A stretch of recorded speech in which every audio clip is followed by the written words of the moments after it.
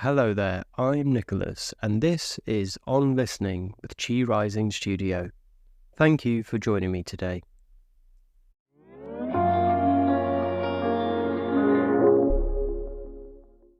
So, Season 3. This season is about you. We'll be talking about things we all do, every day, patterns we get into that don't bring us peace, that don't serve us or our needs, and how through simple adjustments in our perception we can influence the everyday. In the vast landscape of our inner world, there exists a continuous conversation, a dialogue that flows beneath the surface of our conscious awareness. This conversation shapes our perceptions, influences our choices, and ultimately determines the extent of our personal growth.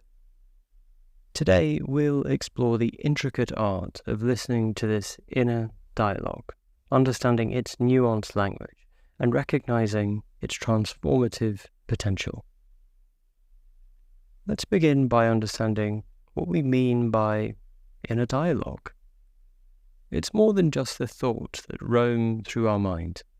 It's a complex ecosystem of narratives, beliefs, memories, and energetic patterns that create the underlying soundtrack of our lived experience. Imagine your inner dialogue as a sophisticated communication network, similar to the meridian system of TCM. Every thought is an energetic signal, every emotion a message, every memory a node of interconnected information. In TCM, we understand that our inner experience is not separate from our physical reality. The mind and body are not two distinct entities, but a unified system of energy and information. Our inner dialogue, then, is not just a mental phenomenon, but a holistic expression of our entire being. It carries the imprints of our experiences, the echoes of our ancestral wisdom, and the potential for our future transformation. Consider how a single thought can create a cascade of physiological responses. When we feel anxious, our breath becomes shallow, our muscles tense, our heart rate increases. When we feel peaceful, our body softens, the breath deepens, our nervous system relaxes. This intricate dance between thought and physical experience demonstrates the profound interconnectedness of our inner dialogue. But how do we truly listen to this dialogue? It's not about forcing silence or even attempting to captivate our thoughts. Instead, it's about cultivating a quality of awareness that can observe without judgment. Think of it like watching clouds move across the sky. The clouds, our thoughts, come and go. Now, your position is not to chase them or push them away. It's simply to observe their movement with a sense of spacious curiosity. This practice of observation requires a particular kind of energy, what in TCM we might call a balanced state of yin and yang. Yin represents the receptive, quiet listening aspect of our awareness, whilst yang represents the active, discerning, responsive element. When these energies are in harmony, we can listen to our inner dialogue with both softness and clarity. Our inner dialogue is layered, complex, and often contradictory. We might simultaneously hold beliefs like, I am capable, and I'm not good enough. These seemingly opposing narratives are not errors, but different expressions of our inner landscape. Each carries information, each serves a purpose, each wants to be heard and understood. In the framework of transformation, listening becomes a form of radical acceptance. We're not trying to eliminate any part of our inner dialogue, but to understand its origin, its purpose, and its underlying wisdom. Every narrative, every repeating thought pattern carries a seed of insight, even the ones that feel most challenging or painful. Take, for instance, the voice of self-criticism. We are often taught to fight against this voice, to argue with it, to try to silence it. But what if we listened to it differently? What if we approached it with genuine curiosity? What might this voice be trying to protect us from? What unmet need might it be attempting to communicate? The energy of transformation doesn't come from force or even resistance, but from understanding. And in TCM, we see this principle reflected in the concept of Wu Wei, often translated as non-doing or effortless action.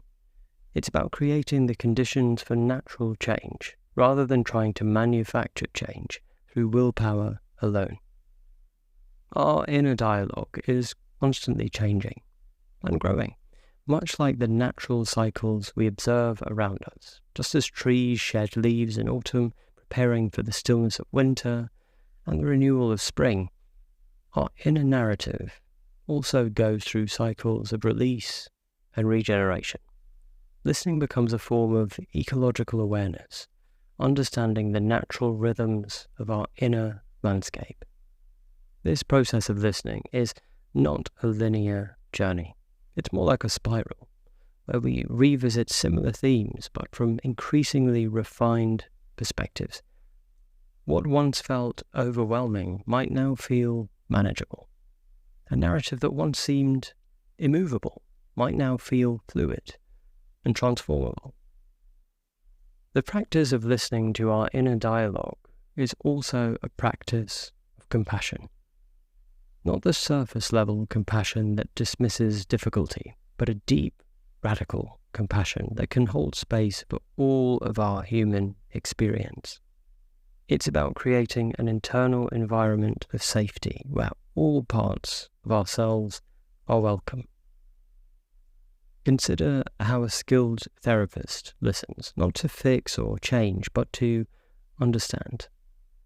They create a container of presence that allows something new to emerge. Our relationship with our inner dialogue can be similar. We become the compassionate listener to our own experience, creating the conditions for healing and growth. In TCM, we understand that energy, qi, follows attention. Where we place our awareness, energy begins to move and transform. By listening deeply to our inner dialogue, we're not just passively observing, but actively participating in our own evolution. We're creating pathways for energy to move, for insights to emerge, for old patterns to dissolve. Of course, this doesn't mean the journey is always comfortable. Listening to our inner dialogue can be challenging. We might encounter parts of ourselves that we've long avoided, narratives that feel painful or overwhelming. But discomfort is often a signal of growth, a threshold between what is known and what is possible. Think of this process like tending a garden. Some soil is hard and compact, resistant to new growth. Some areas are overgrown with weeds, old, repetitive thought patterns. Listening is like patient cultivation. We don't demand immediate transformation, but we create the conditions for natural growth. Our inner dialogue carries not just personal narratives, but collective and even ancestral stories. The fears, hopes, and unresolved experiences of generations can echo through our thoughts. By listening, we become not just individual beings, but part of a larger web of human experience. Transformation, then, is not about achieving a perfect state, but about developing a more fluid, responsive relationship with ourselves. It's about learning to dance with our inner dialogue, to move with its rhythms, to recognize its wisdom, whilst also understanding its limitations. As we continue through this season, exploring listening as transformation, we'll dive deeper into these themes. We'll explore how listening extends beyond our internal experience into our relationships, our work, our understanding of the world. We'll uncover how the skill of deep listening can be a revolutionary act of personal and collective healing. Remember, every moment is an opportunity to listen, not to fix, not to judge, but to understand, to create space for something new to emerge.